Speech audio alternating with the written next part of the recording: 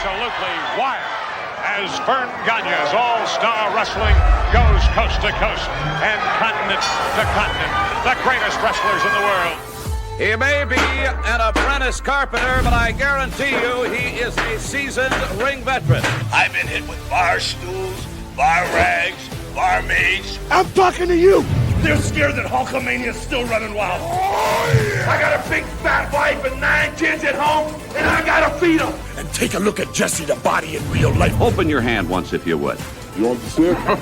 This is absolutely unbelievable. Totally, completely out of control. He's coming in over the top. Hey! Look out!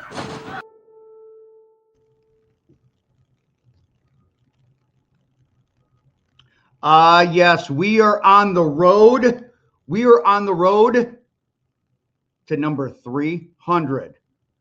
We are working our way towards 300 episodes of AWA Unleashed. You guys don't need to see my personal calendar. You don't care about what's going on in my personal life. Hell, I don't even care what's going on in my personal life.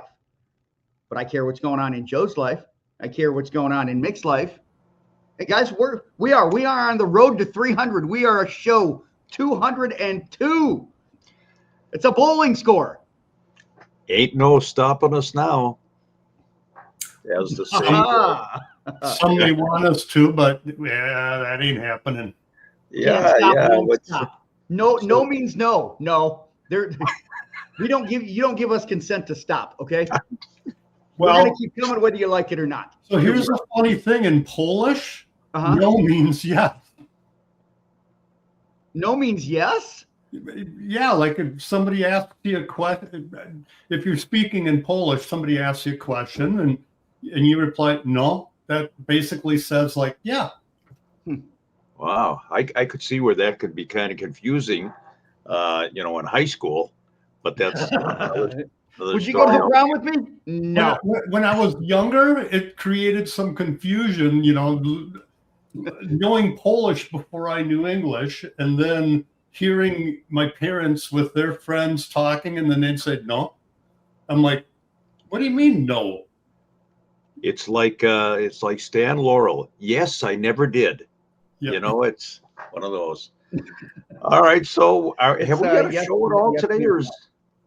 you know what? I don't even know. I think we got a show. Oh, no. Do we have a show? No. Did I use it right, Joe? No. No means no. Okay. Oh my God. Okay. I could do a whole show. It's like the Knights Who Go from Monty Python. No, this is another no DQ&A, you guys, because after the Supercards, there were some questions that were coming in to Mick, and there were a few rollover that we had from a while back. So every once in a while, you gotta, I believe the kids call it cleaning out your inbox. So we're cleaning out the inbox. We've got some more questions. But first of all, guys, do want to show you guys, you know the whole shilling deal. Our pinfall membership, it continues to grow and grow. $4.99 a month. You get access to the podcast a day early, access to the monthly video, the watch along. It's like a Mystery Science Theater 3000 meets professional wrestling with the videos that Joe's put together, by the way. Just bang up production. I mean, if you want to see top-notch production, no bullshit. What we've got with Joe is amazing. You've got the Back to Ringside with Mick and myself, where we give you kind of a current, look at today's professional wrestling business.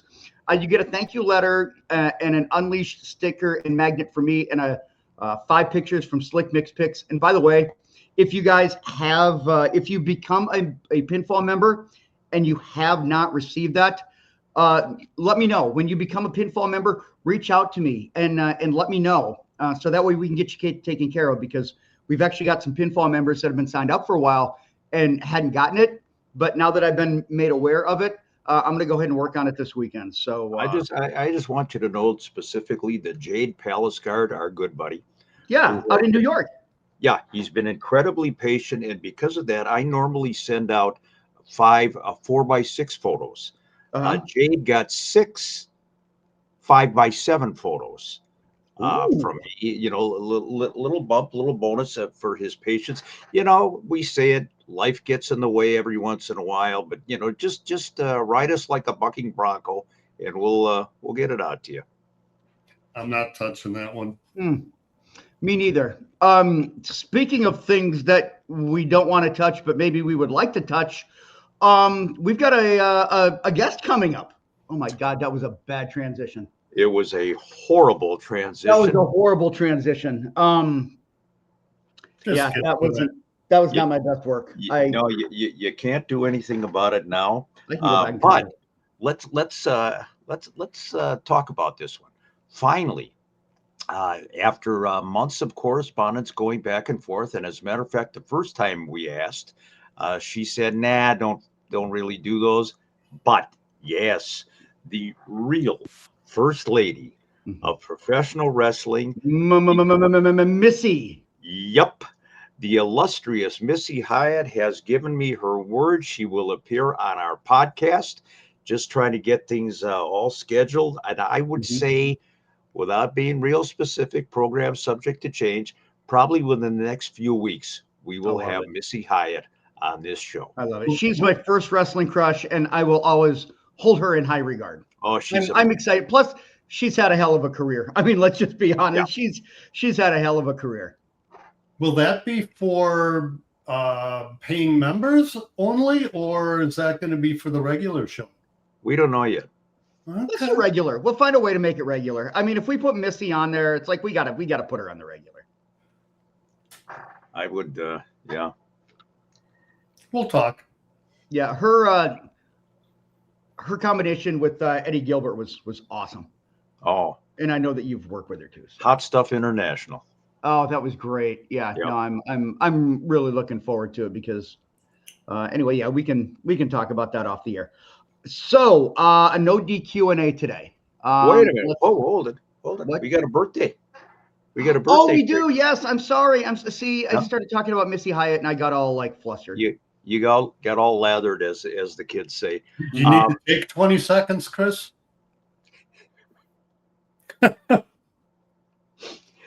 Back. Wow. Boy, you're doing really well. Efficient. Happy birthday, heavenly birthday, as they say, number 100 to our former boss, Vern Gagne.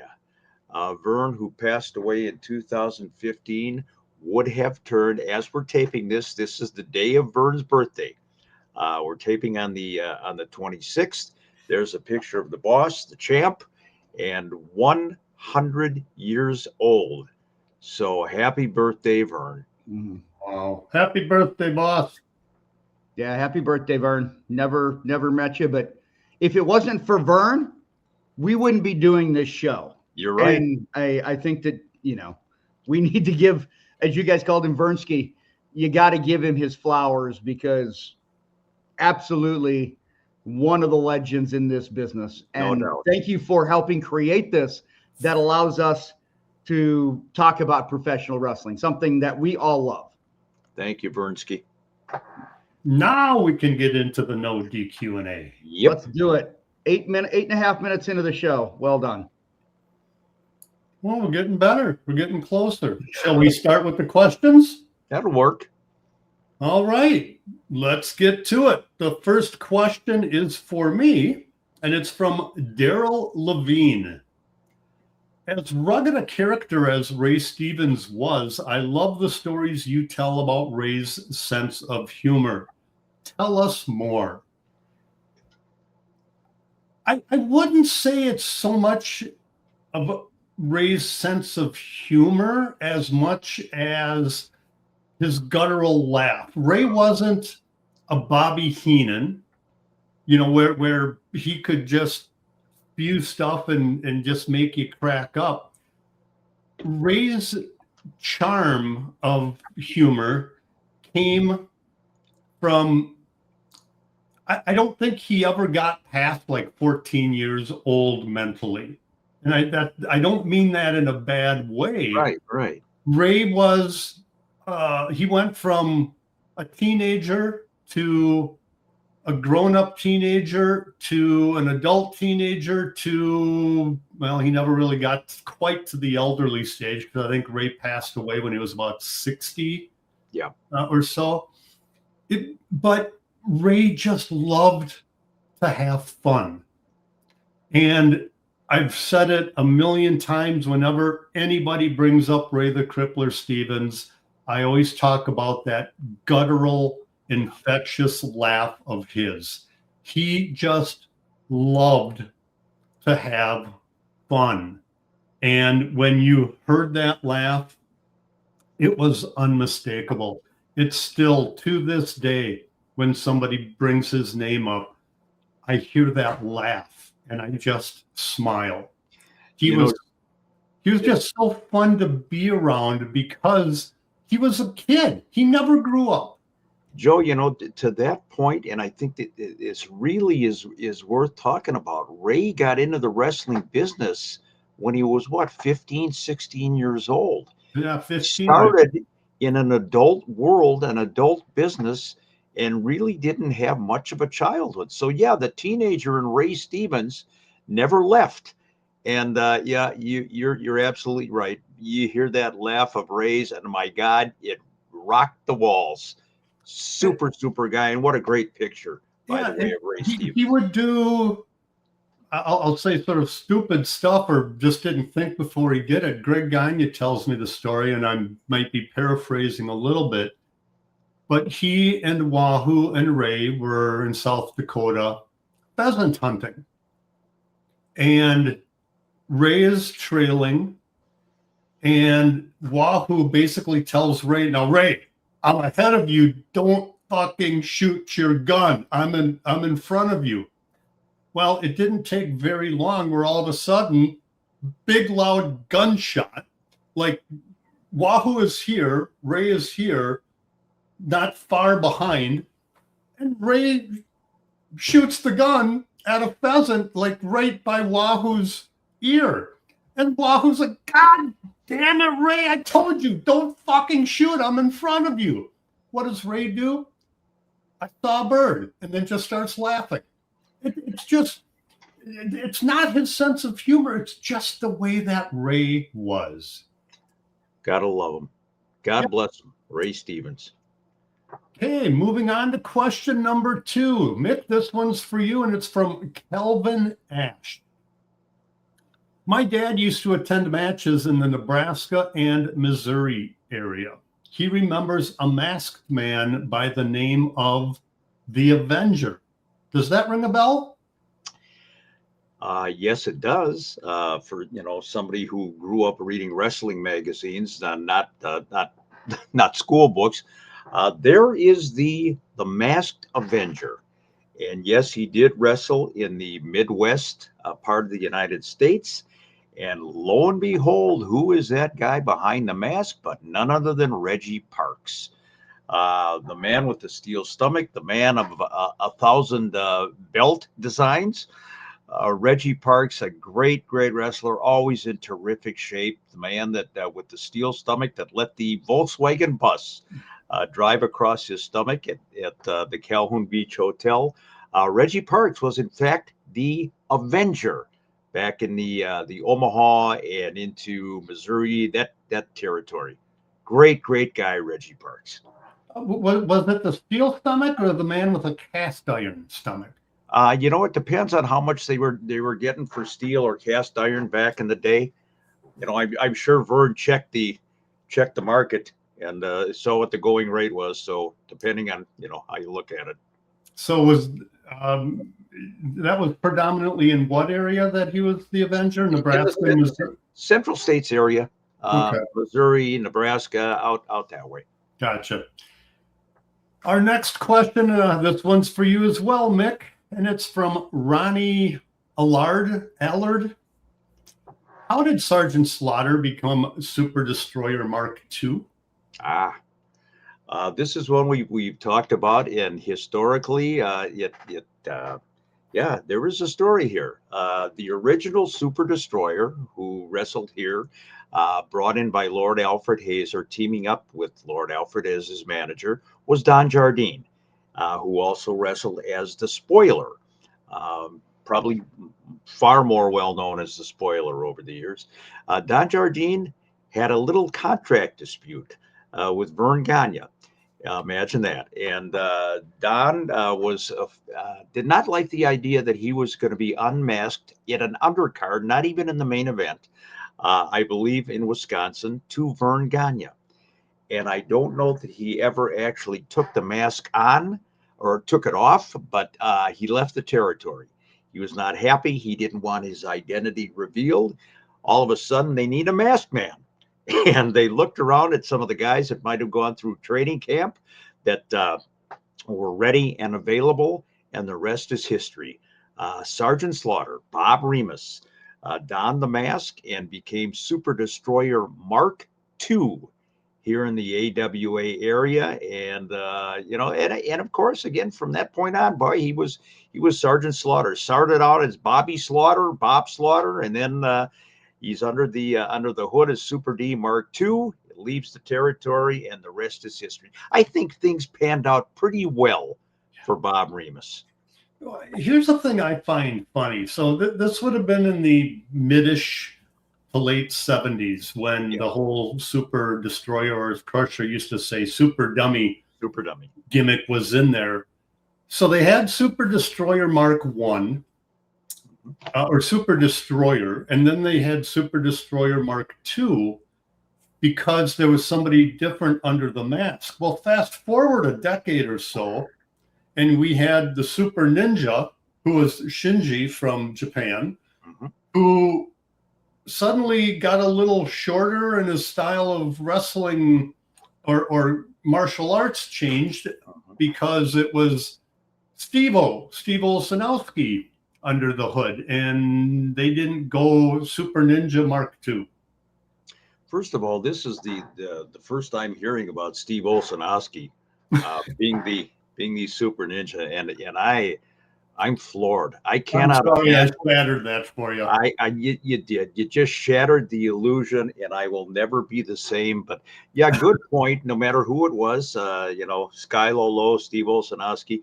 Yeah, it should have been Super Ninja Mark II. The AWA missed a gold mine on that one. Okay, let's move on to our next question. Chris, get your ass on camera because this question is for you, and it's from Leland Chasson. It's my face, but it looks like my ass. No. Can't tell the difference, can you? No. Okay, Leland says, I'm Indianapolis born and bred, and I saw a lot of Ox Baker back in the day. Mm-hmm. I heard you mention him way back when you thought he had the perfect old-time heel look. Yeah. Do you have an early pick of Ox? I do, as a matter of fact, and there he is, the Ox. Look at that. You know, the head eventually got shaved, and the Fu Manchu mustache really made Ox the consummate heel.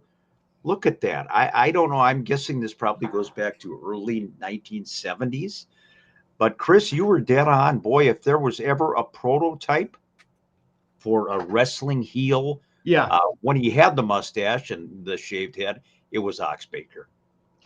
Oh yeah, like I love the look of kind of the old bully, mean, badass guy that just, kind of looked a little, unkept, but just had that the look that you would not want to mess with them. It was the body language. And yeah, I look at Ox and I'm like, I always thought that Ox just had the perfect look of a nasty villain that you just would not want to mess with. And I love that old school rugged look. Like he was perfect. I will always hold Ox Baker in that regard, to just think that he was the prototype, as you said, Mick. I loved Ox Baker's look. I absolutely loved it. And people who only remember Ox, and Joe, you know this from his latter days in the AWA as a manager for the Russian Brute, That's not Ox Baker. That's not the Ox Baker that we knew. What a talent, Ox Baker, and why he didn't make more of a splash in the AWA, I don't know. And to your point, Chris, about the consummate heel, he'd be a babyface today. He would be a monster babyface with today's wrestling crowd. Well, the one thing that I didn't hear mentioned were not only did he grow the big, bushy Fu Manchu, but he had eyebrows that every time I saw him in the later days that I thought it's like, is he going to come in with them braided? I mean, we're talking bushy. Well, you could tell in that picture. You could tell, like, if there's one part of Ox Baker that you look at and you're like, oh, this is definitely Ox, because sometimes you're like, well, this person, they underwent a transformation. It's the eyebrows. They're big and they're arched the way, but they weren't like they weren't bushy. They weren't sticking 3 inches off of his forehead. Yeah. Ox Baker was the Andy Rooney of professional wrestling. I like there we are. What's up next, buddy boy? Okay, this is a question from Andy Lancaster, and this is for all of us. You guys have talked about how Vern Gagne was afraid to trust Billy Robinson not to do business if given the title. I'm confused. If he didn't agree to follow orders, isn't that a breach of contract? I'm sorry, I laugh because the contract was this back in the day. There was no written agreement. There was nothing that they're going to be able to go in and sue the promoter for back in those days. But I understand the question, though, because I think that's how a lot of us look. It's like, you got an agreement. If we do this, I'm your boss, you're my employee. Yeah, we're going to do this. And if you don't want to do business, then that's, but yeah, go ahead on the handshake deal, Joe. I think that's a good. It was more like the Wild West type of thing. It's like, okay, you didn't listen to what I say. I'm gonna pull out the 6-shooter and put you out of your misery and not have you around anymore. we duel at sundown. Exactly. I mean, that's the way professional wrestling was. It was a handshake or verbal agreement. And if there was a beef, they would go and settle it in the locker room or behind the arena or whatever, whether verbally or, sometimes I'm sure push came to shove. But there was no contract per se. That really didn't start until the mid-'80s, I would say. I think Vince started putting some guys under contract. By the way, Kurt Hennig, if I'm not mistaken, was the first wrestler in the AWA that had a contract under Vern. It's interesting that you say that too, because you think about Stan Hansen, you think about Bruiser Brody. Stan left the building in Denver. Brody would walk out on a match if he didn't like the finish. Mm-hmm. So yeah, definitely a handshake. And if there was ever a written contract or agreement, I would guess that it was only, these are the dates that you work, without going into specifics, what happens if you don't like a finish, blah, blah, blah. But I think it's more to what you were saying, Joe. It was a handshake back then, and a very limp handshake at that. So, not the first time that would have happened. As far as Robinson is concerned, I don't know that Robinson wouldn't have done business. He probably would have bitched about it for a while. But I can see also where Vern back in the day was so protective of the AWA title. It was a different era back then, and he didn't want a loose cannon saying, no, I'm not dropping it to anybody. Well, that's when the AWA was still tight, I guess. By the time the 80s rolled around, there was that sense of desperation. Even when Hansen got the belt, Vince had started WrestleMania, the WWF was nationwide, and so it was a different time than it was with Billy Robinson. Vern and the AWA were the only show, so Vern could be a lot more protective of the title. You got it. What's up Next. Question 6 is from Doug Blake. Mick, this one is for you. Mick, I was wondering how you handled play-by-play and the match you were calling, or when the match you were calling was just the shits. How did you give it credibility? Kind of like now. Kind of like this. Doug actually asked this question on my wrestling page. Two things here. Ray Webby, God bless him, the late Ray Webby, and this is a photograph from one of the Wrestle for Shelter independent shows for the Eddie Sharkey promotion back probably 1987, something like that. Ray and I would have a great time. They would tape it for cable television. If the match was the shits, we kind of broke character, stopped trying to put it over, and Ray and I would sit there and just decimate the match. If a guy missed a move or something like that, or we would make up a name for a move. There was one particular match, I wish I could find it, where we changed the referee's name 20 times during the call of one match. A variation on his name, and every time Ray would come up with, and he would just blurt the name out, referee Marv Hermanson, referee Marv Albertson, and it was just like I couldn't contain myself. So Ray and we kind of made light of it. As I got further into my career, I realized it was my job to put things over and to make it believable. So even if a guy missed a punch by a foot, I would say he didn't get all of that one. As far as putting people over, putting shit over, there's a picture, 1986, Winnipeg, Canada, George Shire, Terminator Riggs, and myself.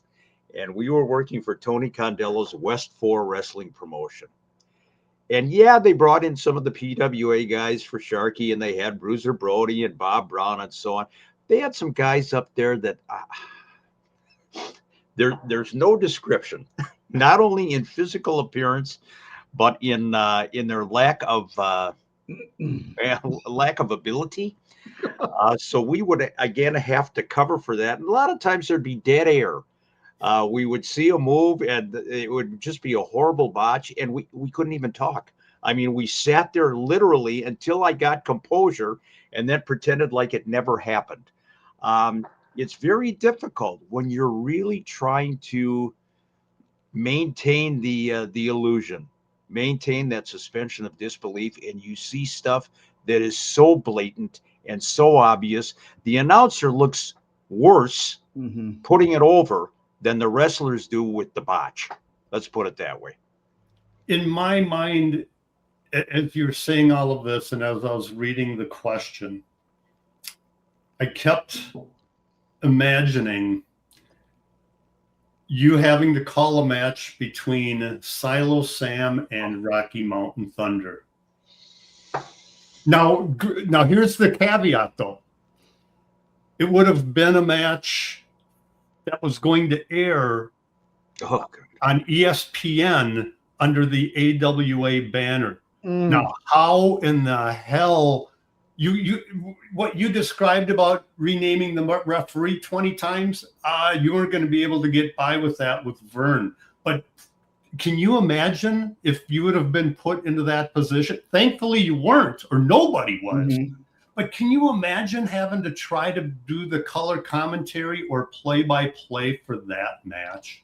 You know what I would have done as you're saying it, and God, what a nightmare that match would have been. I mean, there isn't enough Novocaine in the world to numb you for that one. I would have probably used the excuse that these are two big lumbering guys. They are not technically trained. What you've got here is like a street fight at a bar on a Saturday night with two guys that just want to go out there and beat the hell out of each other. And you're not going to see a lot of hammer locks, wrist locks, drop toe holds in this one. I think that's the only way. And then I would have stuck my finger down my throat. Just But how else can you cover it? You can't. I've got a wild idea that I'm going to pitch to you guys off the air, and I think it's something that we can do for pinfall. Okay. I think you guys are going to like this. You just gave me a wild idea that's going to take some time, but I think I can pull it off. Sounds good. Interesting. Yeah. Well, Chris, stay on air because this next question is for you, and it's from Jack Cosmetic. Okay. Hey, Jack. Would love to see Ken Patera on your pod. Surely, if you guys made it through Jannetty, you'd survive Patera, or maybe not.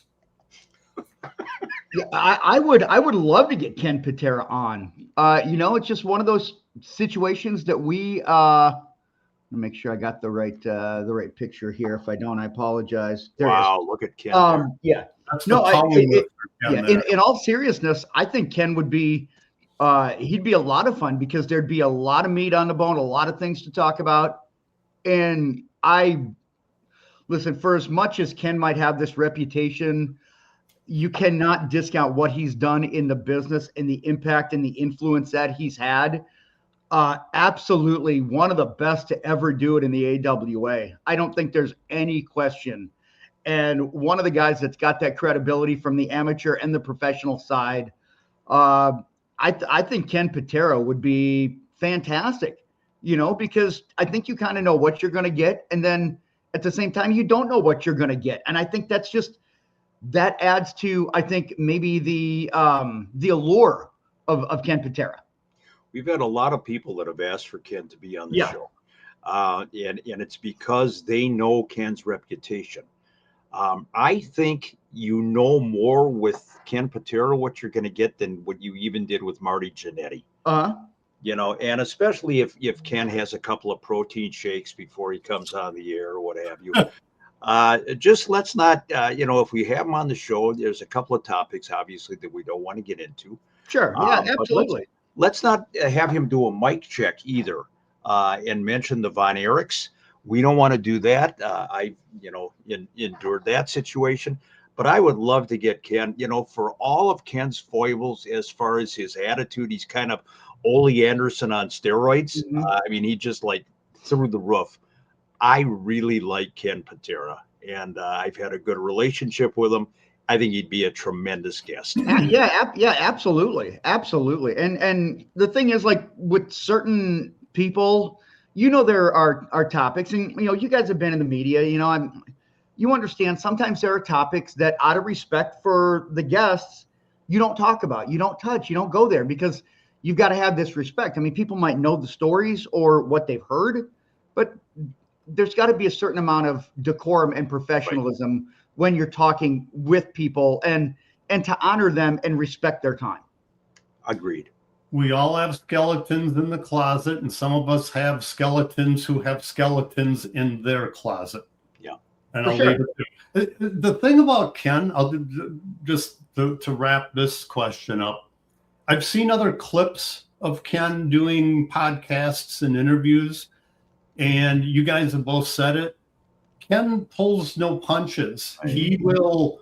If he didn't like somebody, he'll tell you. If he likes them, every clip that I've seen of him is not only honest, but in general terms, it's what is generally been perceived by that other wrestler or that organization in that situation. So, I think that's a reason why you should respect someone like a Ken Patera, because sometimes you get people, it's like, oh, they'll give you some fluffy foo-foo bullshit answer. It's like, don't bullshit us. Just shoot straight with us. Just be you, be honest. And, if people want to judge, that's fine. But I'm never going to fault anybody for being 100% honest, no matter how it comes off. You're right. You're right. We'll keep trying to get them. Absolutely. Okay, our next question, it's for the entire crew, and it's from Jerry Siegel. Pardon the pun, but you guys only spent a short time on midget wrestler Little Beaver. My dad was an old wrestling review magazine with this. My dad has an old wrestling review magazine with a story on him. Give him a little more airtime. Before you get going, by the way, I think that is my favorite midget name ever, Little Beaver. Mm-hmm. We could go on and say other than that, but just use your imaginations. I already did. There's an interesting shot. Little Beaver, obviously on the left there, is actually teaming up with Billy White Wolf, Sheik and on LKC in a mixed tag team match. I'm guessing this was in Hawaii. Little Beaver, I believe he was of French Canadian descent, was pretty much recognized in the 60s as the greatest midget wrestling attraction, or little people as they say now, in the world. I think he and Skylo Low right up there with, the Fuzzy Cupids of the world. Fuzzy Cupid, love that name too. But he was a talented wrestler, and it back in the day, early on, it was a novelty. But if you saw enough of the midget wrestlers over the years, you were waiting for the spot where the referee would catch them at the count of two, or they, point up at the lights and drop kick their opponent when he fell for it or whatever. It got to be like a Harlem Globetrotters of wrestling. You've seen it once, you've seen it 1,000 times. But I just love this picture of Little Beaver and Billy White Wolf in the days when fans could go up to the ring and get autographs. Man, it looks like kids love Beaver. I mean, hey, there's nothing like a little beaver. Fist me. Nothing like a little beaver. There you go. Come on, Mick, fist me. Oh, careful. There you go. Okay. Oh, wait a minute. Yeah, okay. Go ahead. So Mick just fisted Chris. Gotcha. Next question. You fisted me too, and you liked it. Okay. You were on the receiving end, so that's up to you. I asked for it. Will you ask the next question, please? I'm still working on the little beaver. I'm sure you are. Okay, Mick, this one's for you, and it's from Chuck French. Mick, I fully support you in your discussion with Polish Joe about the Gagne sleeper. Clearly it was a choke, as Chuck says. Aside from that, do you have any further documentation about how devious both Vern and Greg were? Joe must have signed an NDA seeing how he supports their skullduggery. Skullduggery. I love that. Skullduggery. I love that word. And yes, here's further proof. Here is photographic proof. Now, I want you not only a chokehold with a sleeper, that's one thing. But when it takes, you notice that Vern is got the flying body press on Nick, or maybe I'm guessing Nick was hoisting him for a body slam. And Greg is drop kicking his own father in the back with the impetus to have Nick do that back bump. So it's a 2-on-1 situation. And for all your rambling, Chupik, about how upstanding Vern and Greg were, and I know it's Vern's birthday, this 2-on-1 is just is not right. There you have it. You would, if there was a match between the Pope and Ed Gein, you would be cheering for Ed Gein. You would be calling out, bite off his love handle. You are evil, Karch. You are evil. Listen, if I was as evil as you were saying, I would be big fans of what the Gagnes are doing right here. I have a heart and I have a conscience, and I think that at this point, Wally should have come running out there with fines and suspensions. I don't care if Vern owned the company or not. This kind of shit has no place in pro wrestling. Okay, first of all, Wally did not run to the ring. He more sort of waddled to the ring. But I can't dispute the whole fines and suspensions. By the way, one of the greatest and most repeated lines when I talked to somebody about the old AWA off camera, and Wally's name comes up, they always bring up there's going to be fines and suspensions. I love that. Yeah, on our radio show too, whenever we talk about somebody being fined or suspended, I'm always working that into a show. And my buddy Steve Thompson, who I work with at CCO as well, he's always asking me, and he's always saying on the air, there will be fines and suspensions. So that is another AWA liner that will go down in history. And could you say that doesn't even know it? Could you say that it's a great gimmick? It's a fantastic gimmick. Oh, hey, Chris, T-shirt idea. Fines and suspensions. There will be fines and suspensions. I know. I got so many. It's fines and suspensions. I'm putting it down on my list. Okay. Yeah, an old console TV and put the graphic on the screen. There you go. With Wally's head above the TV. So what do you need? You need a Wally head. Wally head, an old TV, and on the screen of the TV, fines and suspensions. Joe, the problem is if you have an old TV, you're gonna assume that Wally's two hair strands are the antenna. Oh, the antennas, yeah. Yeah. That's the whole idea. Could I might be able to help with that graphic design. You help me out with that because you're a professional and I'm just a radio guy. Get right on. Okay, let's move on to our next question. It's from Dan McClellan, and it's for you, Mick. This is actually a two-parter from him. Longtime fan of yours. Okay, I'm done asking the question right now. If you like, yeah, that's got to be a planted question. Yeah, right move there. on to the next question. There's no old school fans. There's no old school fans. Okay. Longtime fan of yours, Mick. Back to the SNR days. Through Linda Brock or Brooke. Who's Linda Brooke? She owned Channel 23. She was. Okay, that makes sense now. I love when you post your old pictures of the former AWA guys when they reunite. Got a couple more? Sure, put them up so I know what I'm talking about. I love this.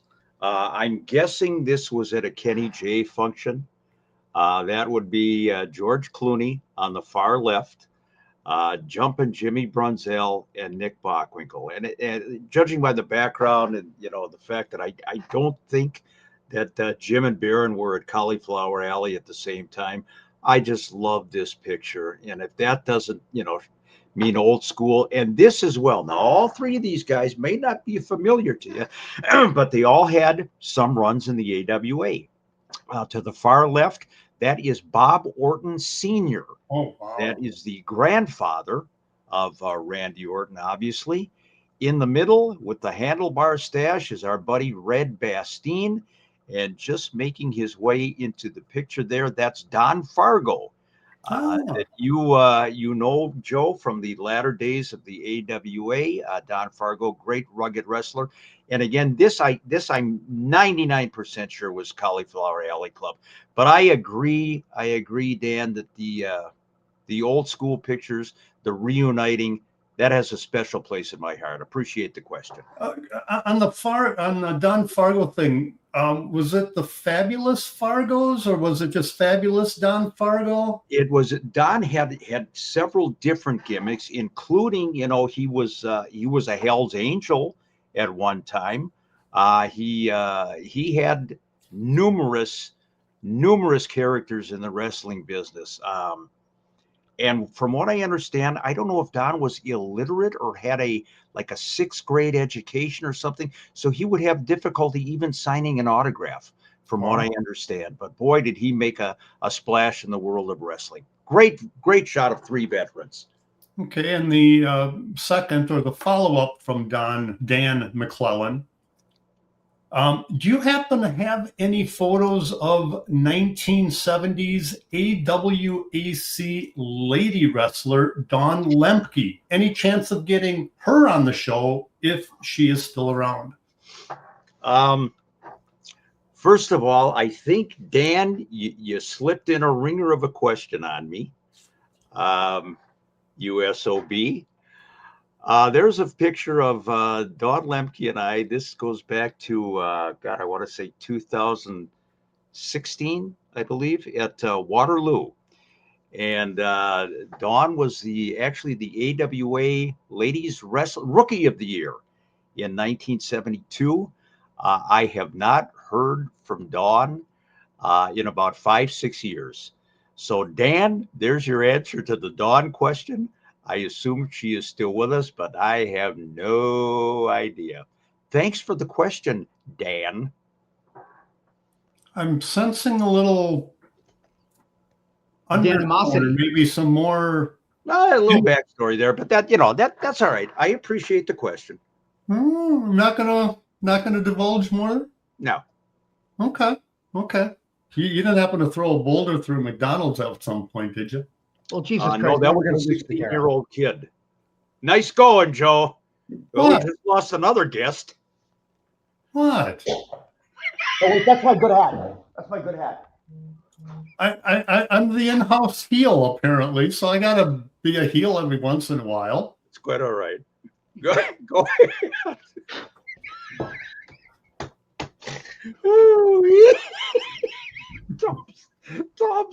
Tubbs, you're killing me.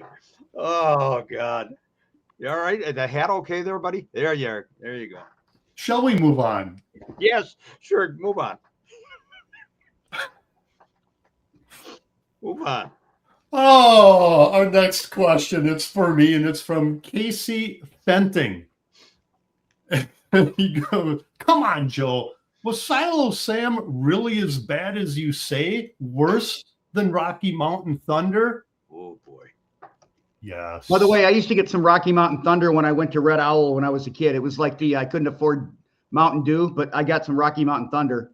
Oh, that was an actual drink? Yeah. Oh, I did not know. As far as it wasn't. Ah, gotcha. To answer your question, Casey, yes. Rocky Mountain Thunder, as bad as he was in his AWA run, I didn't see anything outside of it, and probably for good reason. I don't think he lasted too long in the business. Rocky Mountain or Silo Sam was a sideshow attraction and was only brought in and used because he was extremely tall. That's it. He had no wrestling background. He had done some Hollywood movies. He was in Pee-wee's Big Adventure. He was the big guy chasing Pee-wee Herman and the dinosaur head, and Pee-wee and the gal were up in the dinosaur head doing whatever. Silo Sam had zero wrestling training. When he was brought into the AWA, he was strictly used for battle royals. Again, because he was just this big, not even big, tall looking dude. I mean, he was slender in all parts of his body, except he did have a good belly on him. Sort of looked like a stretched out Wally Carbo, if you will.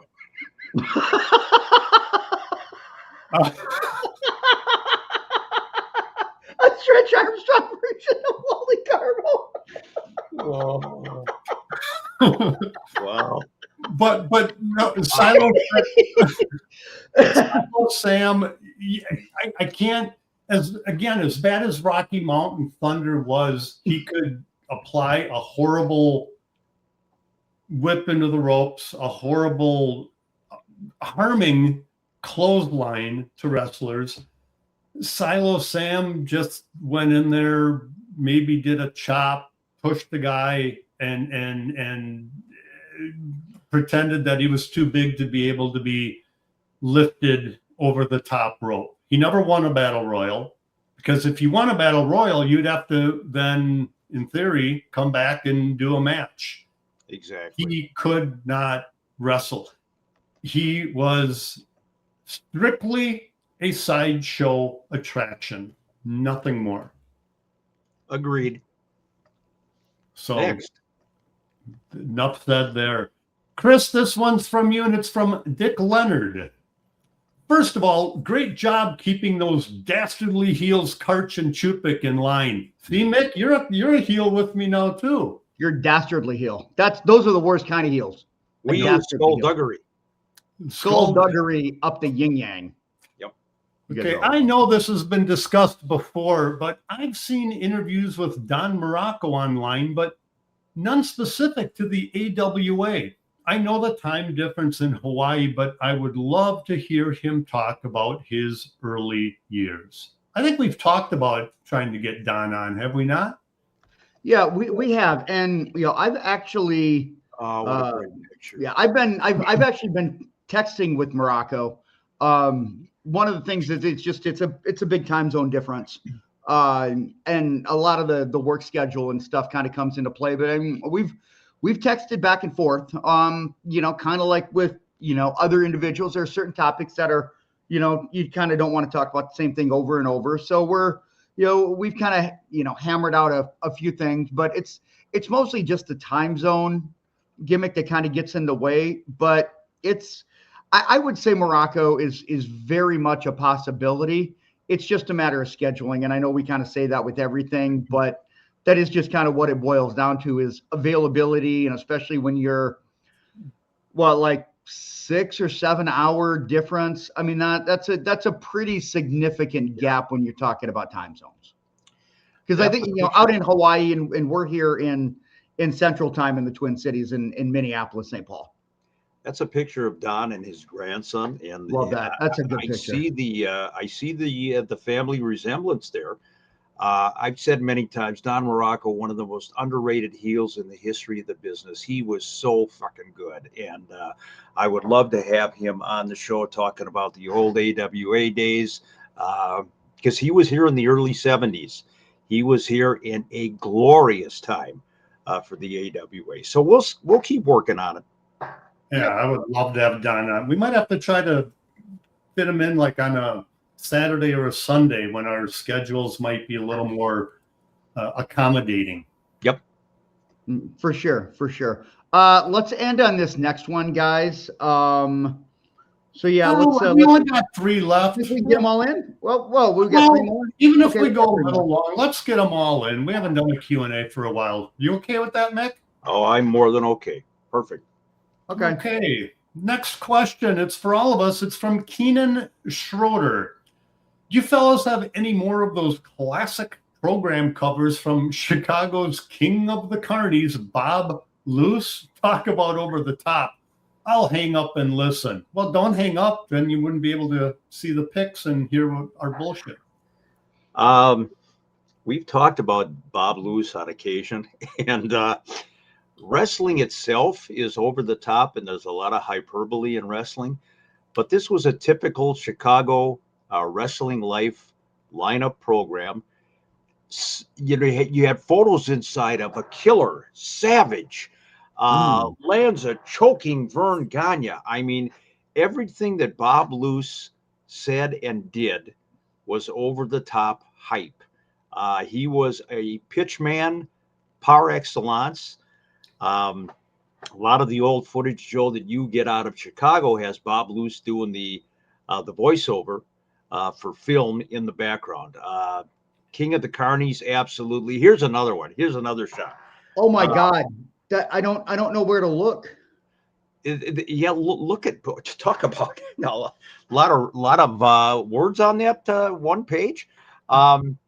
You got Bobby Heenan, you got Bruiser wanting blood, you've got the age of the ape right above Blackjack Lanza's head. I don't know how appropriate that is, but yeah, this was typical of Bob Luce and typical of the wrestling scene in Chicago.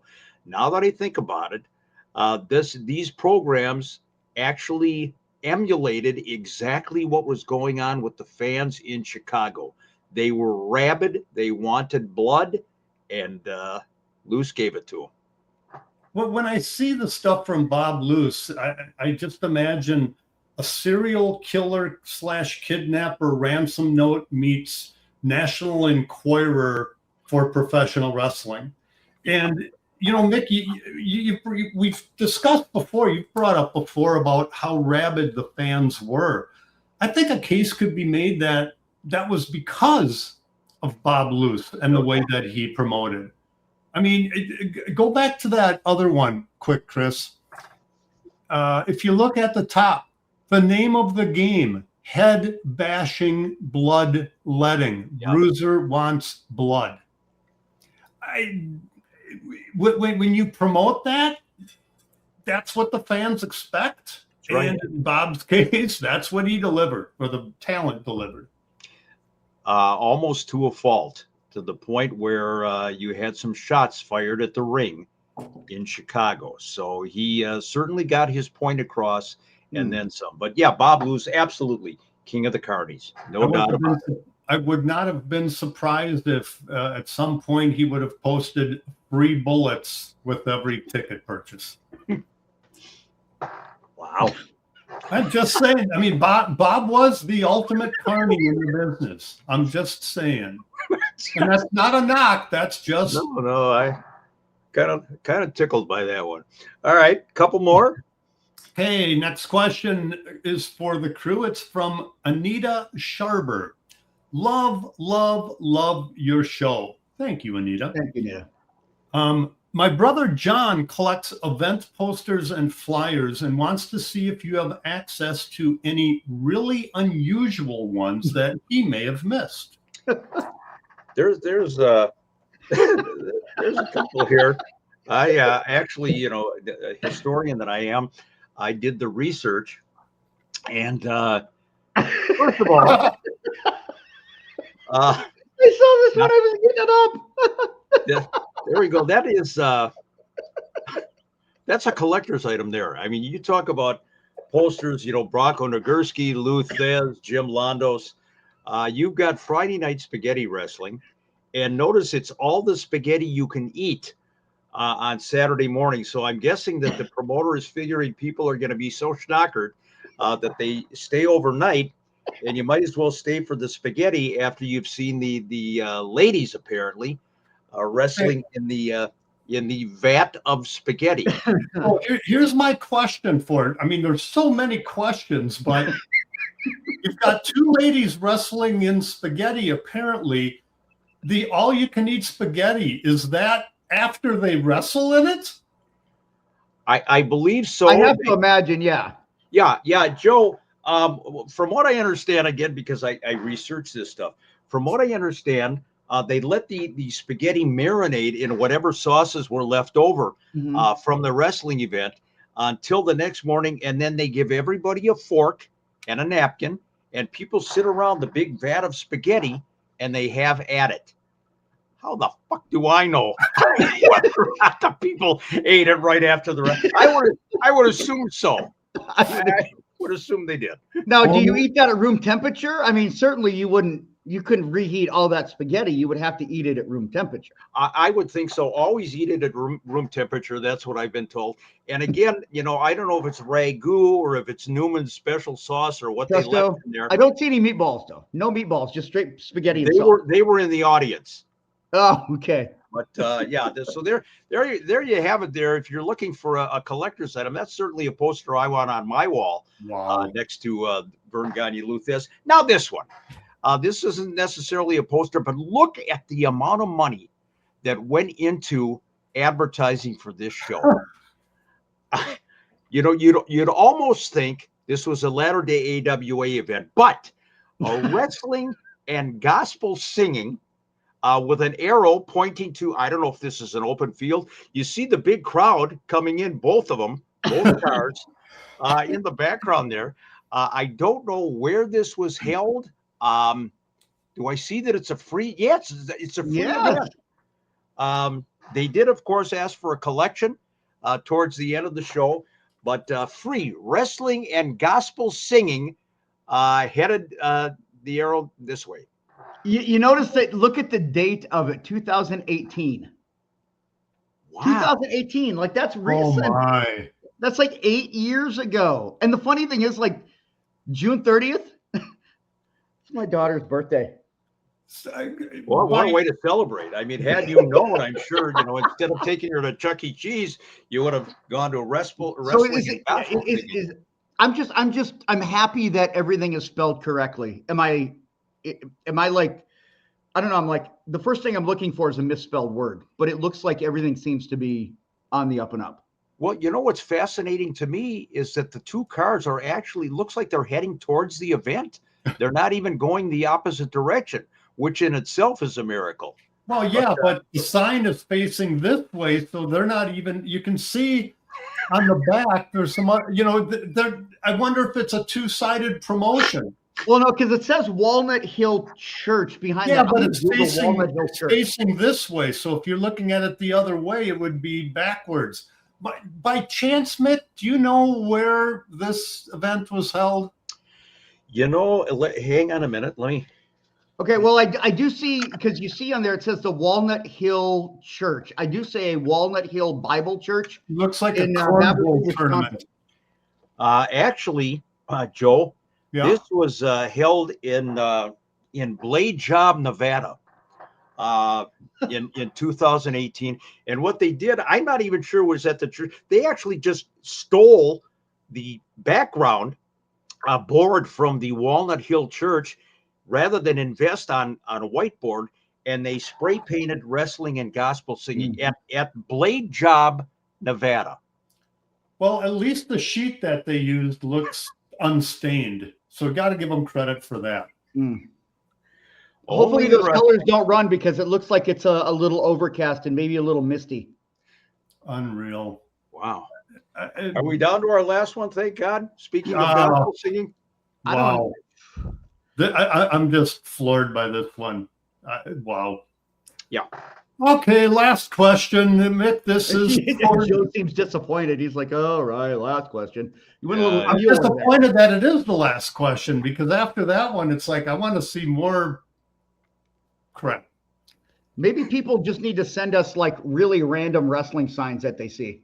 There you go. We could do a whole show on random wrestling signs that absolutely. People see. I like it. We could. Last question, Mick, for you. It's from Gerald Folks in Duluth. Our favorite episodes of the pod are the Slick Mix picks. Haven't seen one of those recently, so you can maybe rustle up a couple of oldies but goodies? Let's do it. Let's put up a couple of oldies but goodies. Now, take a look at this one, and this might surprise both of you. You see Sonny Cooper. That was a name used by the gentleman in the picture, who is Don Jardine, the original Super Destroyer. Spoiler, Don Jardine wrestled early on as Sonny Cooper. And if you ever wanted to know what Spoiler or the original Super Destroyer looked like, there it is, ladies and gentlemen. Don Jardine, a.k.a. Sonny Cooper. And we'll finish with this one. You notice to the right, it is 1971. This is at the Minneapolis Auditorium. And you got Bobby Heenan, Blackjack Lanza behind him. Two Jacks left and your right. That is the Iron Duke, Jim Mitchell, who was a ring attendant at the time, long before he became a referee/wrestler as the Iron Duke. And talking to Bobby Heenan, you notice the name on the shirt, Roger. That is our friend Roger Buck. Great friend, great guy, timekeeper for all the local independent shows. A mere 55 years ago, Minneapolis Auditorium, walking down the hall to the ring before their match, Jack and Bobby and the eventual Iron Duke. Love that shot. That is classic. And I do the photos, enhance them and get them sized. And I initially had cropped in, but I wanted to leave the Polaroid, or it wasn't a Polaroid, but the photo back in the day, they would imprint the date. Yes. September of 71 on the right side. I just there it is. Leave that in there. They are leaving Locker Room A at the Minneapolis Auditorium, which was the Heels locker room, which of course was connected, though the fans didn't know it, to Locker Room B, the babyface locker room. Wow, way to break kayfabe, Mick. Hadn't been broken shattered. You've shattered my illusion. There you go. What a show. Fun stuff. Yeah, I can't believe that Mick just told me that there was a locker room between the good guys and the bad guys. Tell me the tooth fairy isn't real next now? I know. Sorry, right? guys. I mean, I'm sorry. How else are you going to ruin my life? I'll come up with several ways. You know I will.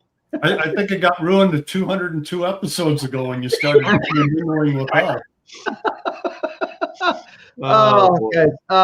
Great stuff. These are always fun. And yeah, we've got we're all caught up now as far as I know, but if you've got some questions, email them at slicksnr@gmail.com and we'll get them on our future no DQ&A, because I believe that we are I believe that we're caught up, or for the most part caught up. Now let's get to our shout outs and then we will take it home. I've got a dual shout out this week. One to Doug Blake, who actually had asked a question earlier on. Doug is a fairly recent viewer and member of the Slick Mick page. I think he's AWA Unleashed fans page as well.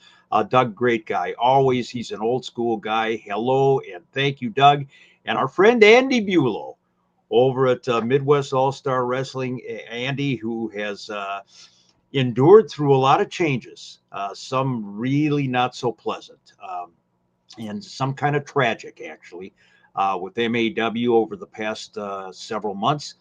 Andy works hard, great guy. Shout out to you, Andy.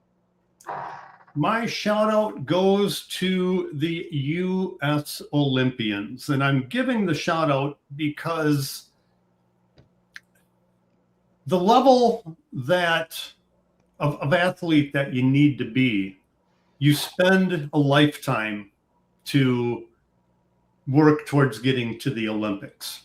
Whether you are a young gymnast, and I know that wasn't a part of the Winter Olympics, but overall, to I believe he was the 54-year-old U.S. curler, the oldest Olympian.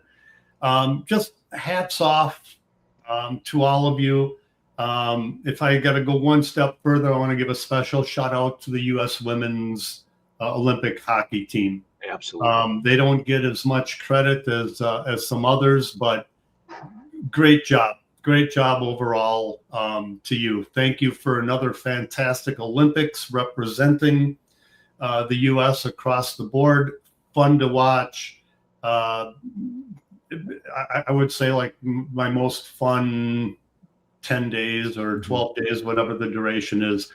Just loved watching it, and I'm looking forward to the Summer Olympics. Yeah, and shout out as well to Canada, because those United States and Canadian hockey games, the men and the women, just two very, very exciting teams. But yes, Joe, you are a real patriot, and we're gonna bump out on some Lee Greenwood here in a minute. No, we're not.